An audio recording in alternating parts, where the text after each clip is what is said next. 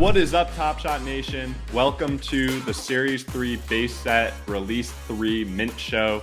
Joined today by my main guy, Austin Kent, our content lead. Austin, how's it going, man? Oh, it's going great. Excited to go through some more moments as this season keeps giving us more and more great content. Yeah, so we've got a lot of great ones in this one.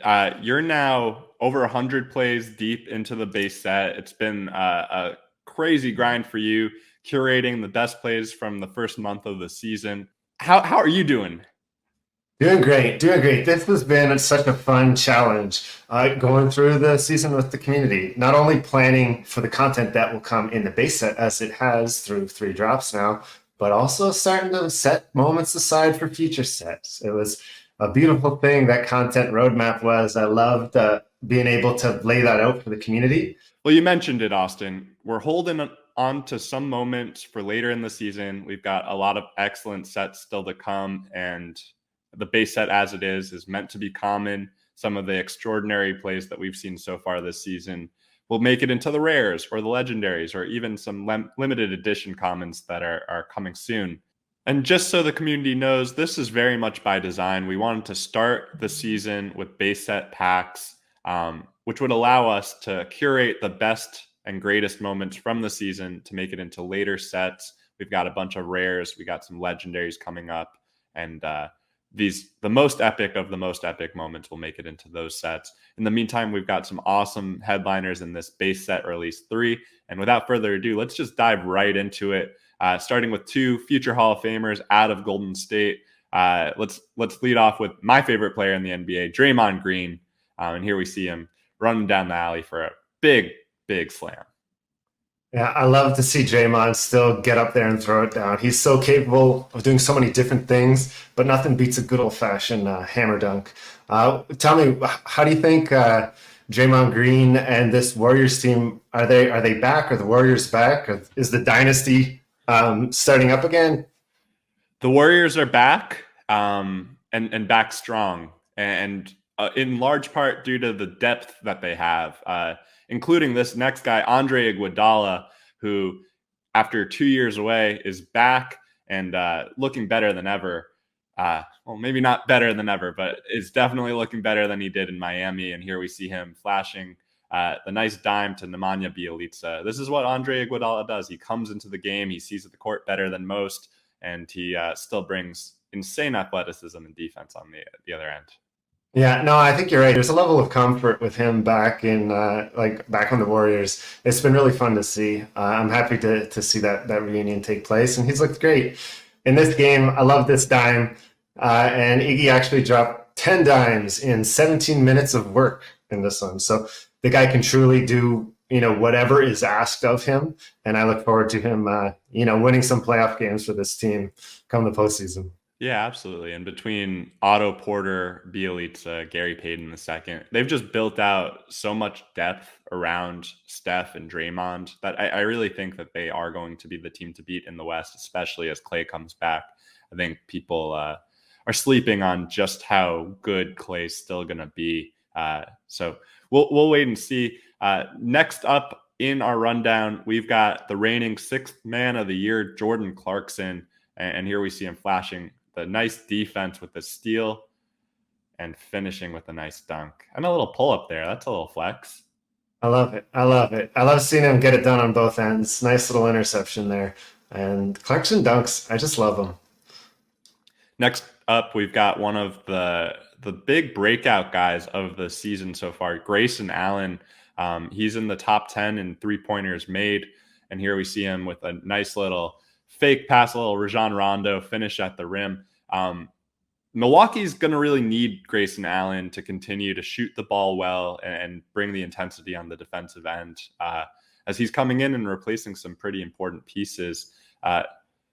Austin, what have you seen from him so far? I've been so impressed. They've thrown him. He started every game for the team so far this season. Dante DiVincenzo is obviously out, and Chris Middleton has missed some time. And he stepped up, 22 points in this one, in addition to the crafty vet move. And he's actually cracked 20 points a few times since then. So I don't know that they're going to need that from Grayson Allen, every game once they get everybody back. But just knowing that that's a very, potent piece of their puzzle, like it's just going to make a scary team even scarier. Next up, we've got Al Horford finding the fountain of youth back with Boston, and he just looks like a different player. If you watched him in Philly, he looked like his career was over, but now you put him back on a team where he really gets to be the creative big man that he is. And Boston out of the gate a little inconsistent. They've had some downs and some ups, but Horford has certainly looked the part of the guy that was a multiple-time former All-Star. I love seeing the wheels on this play. From the big man, from the old man, as a fellow 35-year-old, I can say I don't move that quick. It's so fun to see players like Horford, like Iguodala, that they're just getting reunited. I think there's some like rejuvenation to that when they go back to a team and a system that they really had success at after bouncing around. So I'm happy to see Horford back in Boston, and I look forward to this Celtics team sort of righting things and becoming a bit more consistent. Next up, we've got Nassir Little from the Portland Trailblazers. Little, one of the top prospects in high school, went to UNC, slipped a little bit in the draft, but he looks like a guy that's going to be in Portland's rotation for a long time with this athleticism. Yeah, this is a team that just has a lot of like intriguing guard and wing depth, and Little's been fun to watch. He's had a couple of standout dunks so far this season. As you guys know, I'm a fan of dramatic like rim hangs after dunks, so I was quite sold on this one. Next up, we've got one of the breakout stars from last year's playoffs, Terance Mann. The Clippers, one of the surprise darlings in the Western Conference, certainly taking me for surprise. And Terance Mann's been a big reason why he just is already looking like one of the better two-way players in the entire NBA. I love it. I love his emergence going back to the postseason, like you said, just adds a whole new level of depth. I love how he holds this pose. A quality thumbnail on this one. Props to the photographer. A nice little early flash for Terance Mann. Next up, we've got Caleb Martin. Last release, we had Cody Martin, his twin brother Caleb, with the Miami Heat. And Caleb's been just a really nice depth piece for this team. And here we see him flashing the athleticism that really made him a marquee name coming out of Nevada. Just a fascinating athlete. And it's weird to see the Martins split up like this. But anytime you can get, Caleb Martin on the receiving end of a nice Kyle Lowry lob, just the amount of not only finesse and pure leaping ability to pull this off, it impresses me. I had a lot of fun watching this one. Moving ahead here, we've got TJ McConnell, former All Pac-12 Defensive Player of the Year, and here we see him just maximizing all that he's got. He's 6 feet tall, if that, and he's flashing the handles. Nice finish, contested at the rim. This is against a very good Sacramento defense, and McConnell just continues to establish himself as just one of the peskier and more reliable reserves in the league. Yeah, it's always fun to see McConnell. Just look how busy he is on this play. There's so many different moves, and you cap it off with tough finish, nice English on the ball. McConnell stepped up in November. Like that's just it. Like he can fill the role of niche playmaker, but he's not afraid to scrap for a bucket when the Pacers need one in it, and that's fun to see. Next up, we've got Josh Richardson. Richardson's obviously been featured in a lot of big trades over the last few years, and here in Boston, just signed an extension, and here we see him with a nice chase down block. Richardson, very athletic, and has always been a very good defender. What have you seen from him so far? One of those players that always brings, an intriguing amount of, depth to any team that he goes to. And it's been a lot of different teams. Like he's always sort of sought after. So to see him in Boston, kind of filling that same sort of 3-and-D role, it's interesting. I think he's got, especially on the defensive end, just such an opportunity to really round out a team in a rotation like this. So to see that on display with an epic chase down on poor Svi Mikhailuk is nice.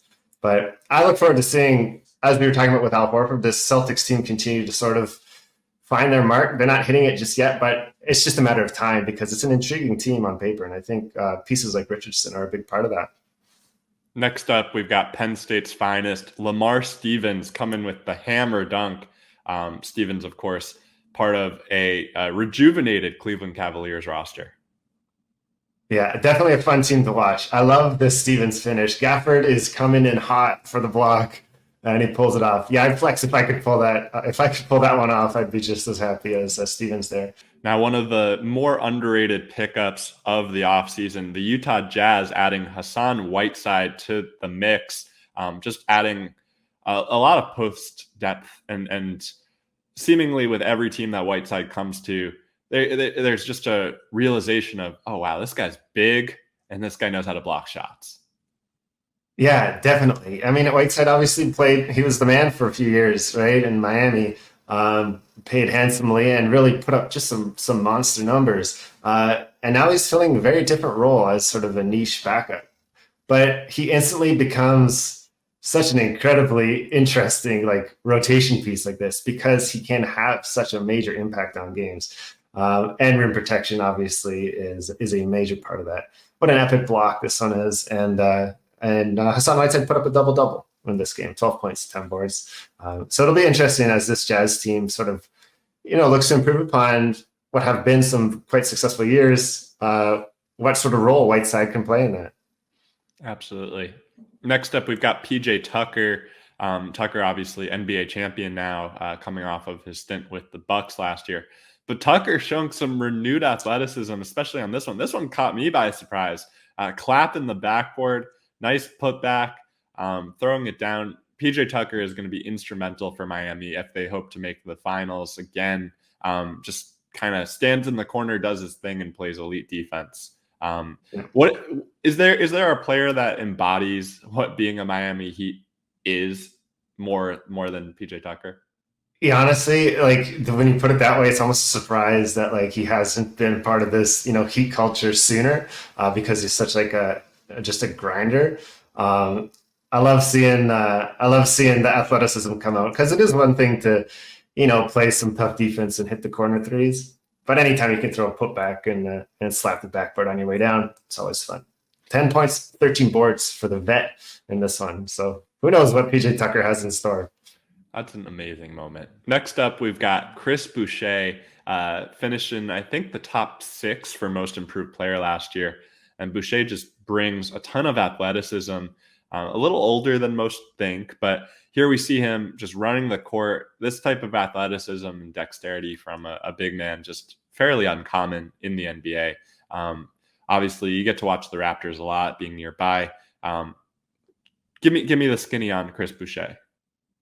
Yeah, it's been a bit of a quiet year for Boucher versus last year. I think the Raps have a slightly deeper front court. I don't think they really need Boucher to be quite the piece that he was last year. But in this game, he did look, quite potent. 17 points in this one, and I think the Raps would be happy if they can rely on Boucher to come in and give them, a spark. Energy and athleticism that he brings is just great for any sort of rotation.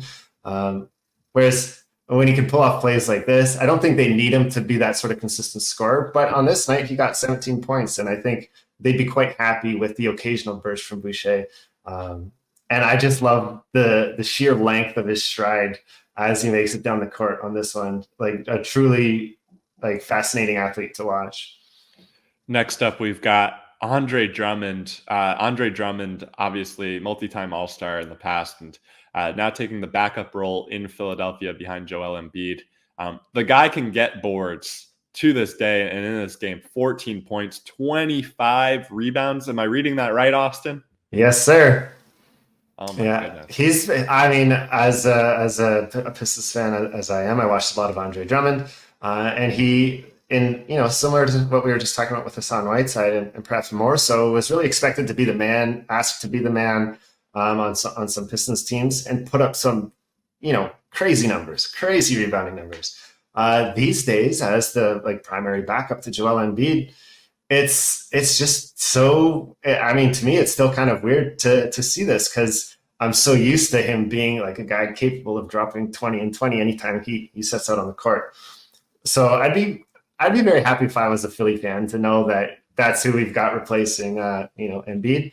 25 points in this one. And they won't need him. They probably wouldn't even want him to sort of be the man every night. But when you can get him as a bit of maybe a spot starter if they need to rest Embiid, or if they just need to use him while Embiid's in foul trouble, they have such a dangerous backup five in this league, which makes Philly a fun team to watch. Absolutely. Moving ahead, we've got RJ Hampton, a top shot collector and one of the most athletic, explosive guys in the NBA. And here we see him showing off the nice touch at the rim, nice reverse layup against the best rim protector in the NBA and Rudy Gobert. That's just tough for, I believe he's only 20 years old still. Yeah, a tough finish. And you nailed it. Rudy Gobert, chasing you down like that. If you can evade him, you can evade anyone. I love this young Orlando core, especially in the backcourt. And RJ Hampton is such a fun part of that. Next up, we've got Talen Horton-Tucker, the Lakers' young stud. Here we see him in his career-high 28-point game. Austin, break down this moment for me. I love seeing Talen Horton-Tucker get an opportunity to shine. And we've seen this at previous seasons. When he gets thrown into the deep end, he produces some pretty fun stat lines. But this, like you said, is a career high. The dunk is epic. The thumbnail is epic. Kudos to the photographer who snapped this one. I love it. How do you feel about those jerseys? Yeah, I love them. A little bit of an homage to the 50s, 60s. Cool color scheme. THT, of course. A clutch protege associated with Rich Paul and LeBron. I think that helped him get his new contract over the summer. He's going to be a fixture in the Lakers rotation for a while. And he's one of the few guys on the team that has a ton of upside left to grow. So great to have him making his Series 3 debut here. Next up, we've got everyone's favorite, Boban Marjanovic, the 7'4" Serbian beast. Here we see showing the nimble footwork, the deft touch around the rim. Austin, break this one down for me.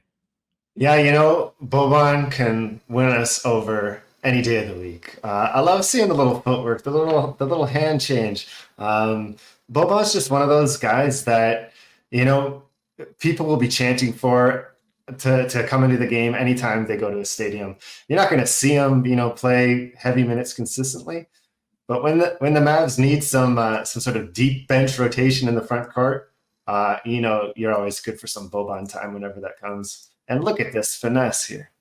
The history books will remember Boban well, one of the most efficient players in NBA history, albeit limited playing time at times.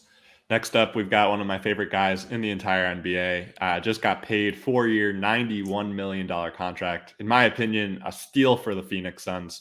Let's take it to Mikal Bridges with his first moment in Series 3. And here we see the nice dunk in transition. Nice little alley. Yeah, this Suns team is deep, and it's deep on the wing, and Mikal Bridges is a big part of that. I've noticed Mikal Bridges kind of has signature rim hang. We saw exactly this pose in the postseason, so I was happy to see it again. Next up, we've got Bojan Bogdanović with Utah. And here we see him flashing the handles. Nice little crossover, double crossover to the alley-oop. This is like James Harden territory. I love it. It's angles and momentum, and Bojan nailed it. Sorry, Chima Okiki, but Bojan has him dancing on this one. That just goes to show, handles aren't just about dribbling quickly and doing crazy moves. It's about studying the momentum of your defender. And Bojan completely sends Chuma into a different zip code on this one, and then finishes with the Chuma's no slouch. One of my favorite little jokes in the NBA is if Steph and Clay are the Splash Brothers, Bojan and Joe Ingles are the Splash Uncles. Moving ahead, we've got DeAndre Jordan, seemingly renewed sense of energy and excitement with the Lakers. And here we see two new Laker additions, Russell Westbrook going up with the alley-oop to DeAndre Jordan, who could still throw it down with the best of them. Yeah, just a nasty lob finish on this one. Jordan's still starting. He's not logging the minutes, obviously, that he used to, but what a fun piece on this Lakers team. I'm excited to see everything come into fruition for this team. All the vets, all the new players they're onboarding. It's a very intriguing team. But if we can get some vintage sort of Lob City DeAndre Jordan alley-oops from time to time, man, you can't ask for anything better than that.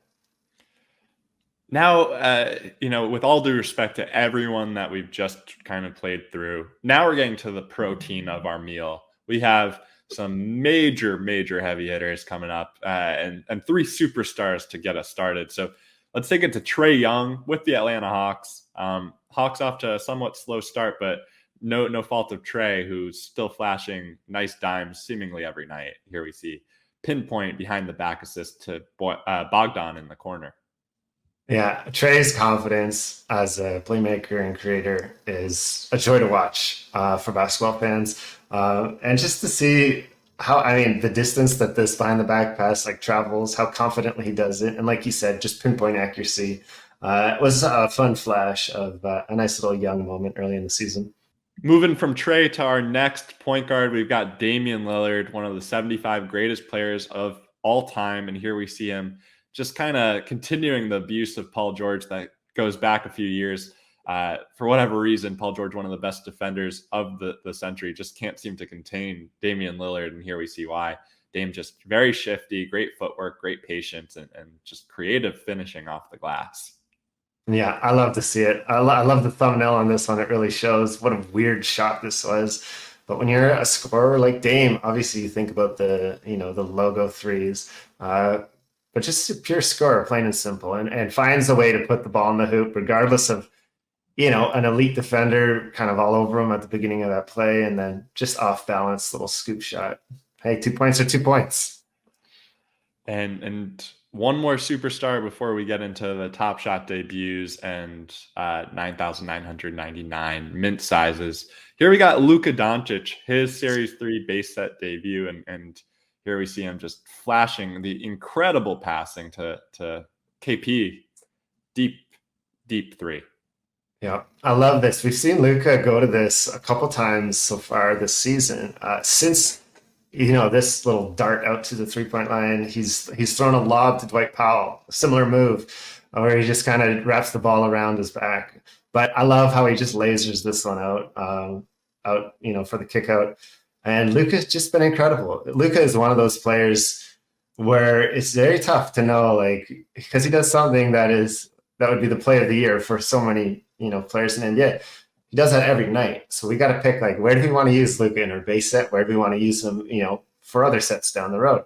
But happy to be able to get Luka into the base set so people can start pulling him in their packs. And just, I could watch this pass over and over. And I have. And in this game, 26 points, 14 boards, and 7 dimes for Luka.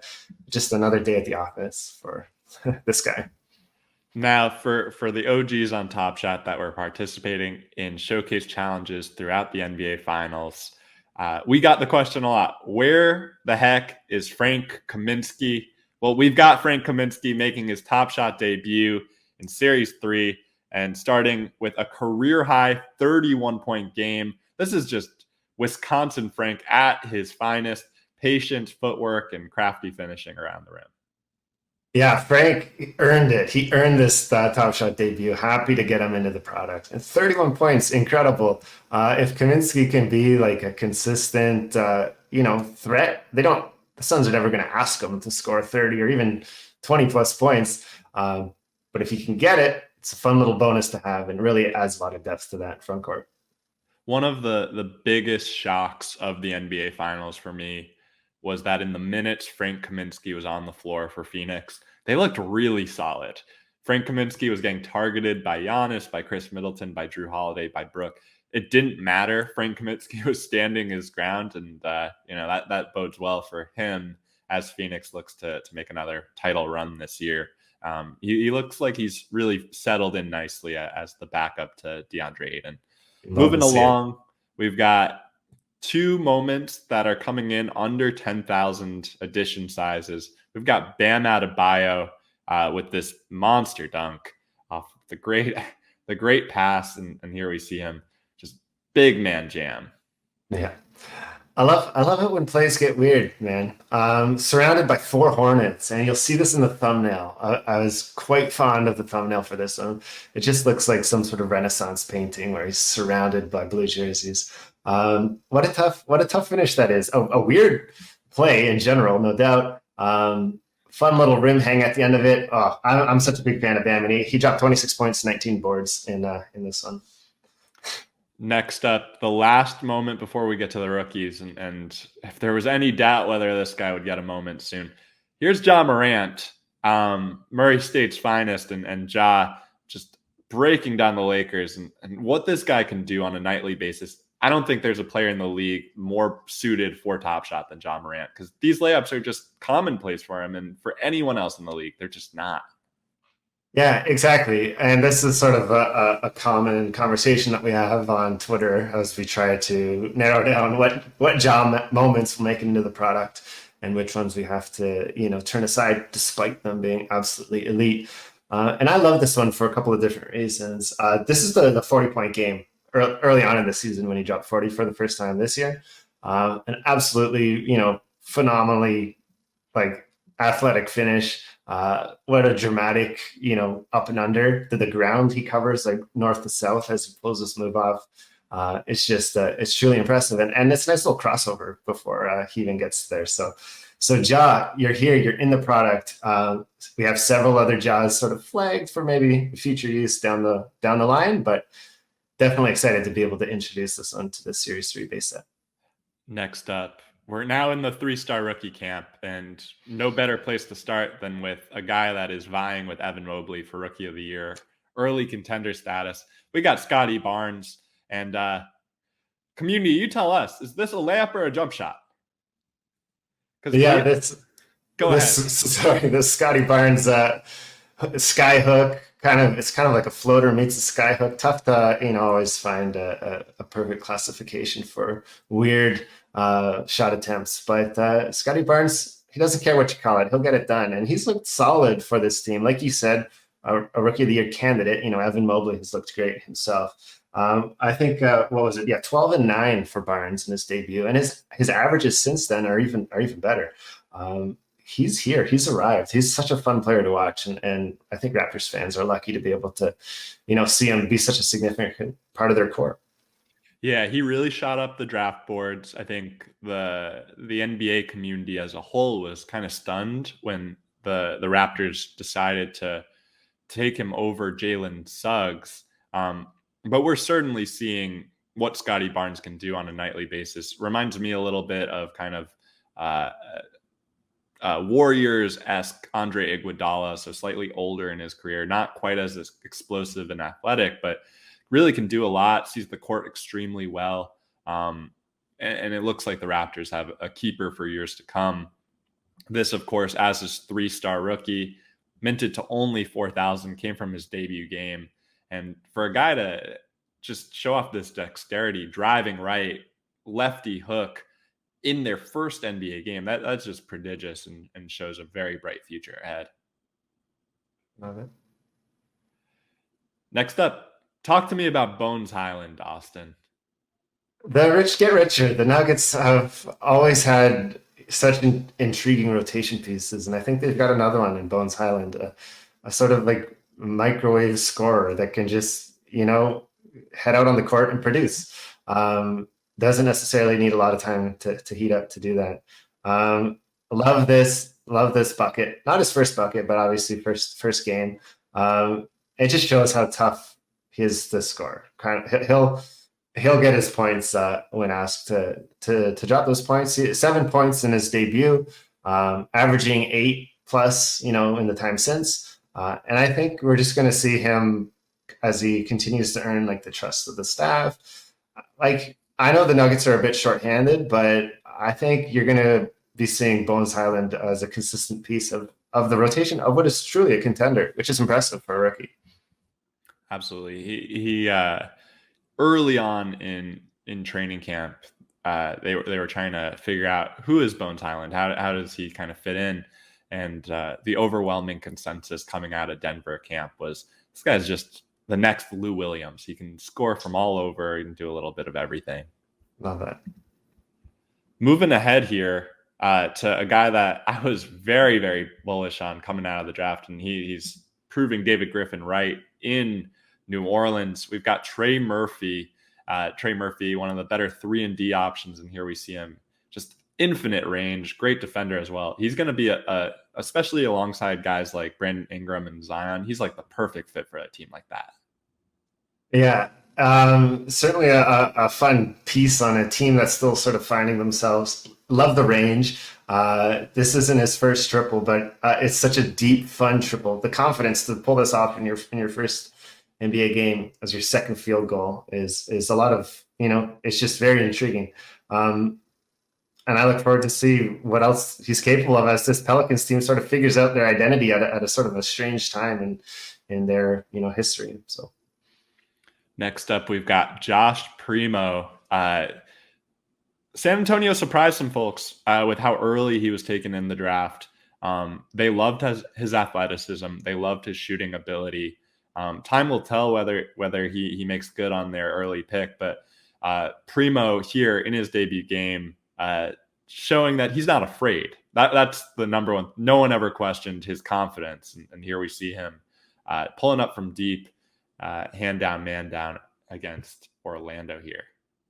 Yeah, haven't seen some heavy usage for Primo just yet, but got into the opener and buried a triple, which is always fun to see. A lot of the prospects that show up in San Antonio are sort of slow burns, and I just considering how young he is, I think he's the youngest player to ever have come out of college and then play in the NBA. I believe that to be true,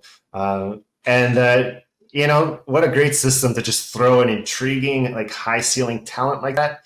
Just go work on your craft, in the Spurs organization, and come back to us when you're a very well-rounded, potent threat. I look forward to see what they can do with them. Yeah, for sure. It reminds me a little bit of the Lonnie Walker pick, right? Kind of shot in the dark, great athleticism, has shown potential as a shooter. And the theory is with that athleticism, they'll become very good defenders. Moving along, Austin, I'm going to want you to break down Jeremiah Robinson-Earl for me and the community. We've got the OKC product just showing off a nice little reverse layup here. One of the more interesting ways to get a bucket in your first game. Yeah, a tough finish for the big man. And they've been using him a decent amount. Not exactly drafted high in the draft, but the Thunder are in a position where they can take these young players and say, okay, show us what you got. It's a perfect rebuilding situation for those type of players. And I think we've seen Robinson-Earl used more so than I thought we would at this point, but he's averaging 6 and 5 so far this season. And he actually had 10 points in his debut. So they're not afraid to just, throw him in the deep end and see what sort of asset they have on their hands. And this one's really a Kenrich Williams foment. One of my favorite players in the league, very underappreciated. The guy does the dirty work, and as you can see here, just has nice court vision, anticipates with what we'd call a lead pass here. Last but not least of our 3-star rookies, we've got Usman Garuba, the defensive stalwart, and here we see him in his debut game, switching onto the point guard, recovering, blocking at the rim. Garuba's going to be a defensive specimen in this league for a long time. How did you go about choosing this one from his debut game? Yeah, this is one that resonated well with Rockets fans. The Rockets have so many rookies that it's easy to sort of lose track of them. But it was nice to see Garuba get this, one of 2 blocks in his first game. He also got 4 points in that debut. And I'm just curious to see how he grows along with the rest of those young players in Houston. Yeah, came from Spain last year, was a very effective player in the Spanish league. It will be good to see on a very young Rockets team that has a lot of offensive firepower. It'll be good to see Garuba kind of as the fulcrum of that defense for years to come. There you have it, folks. All of the plays in Series 3, base set, release 3. Until next time, happy collecting. And if you haven't already, don't forget to like and subscribe to the YouTube channel.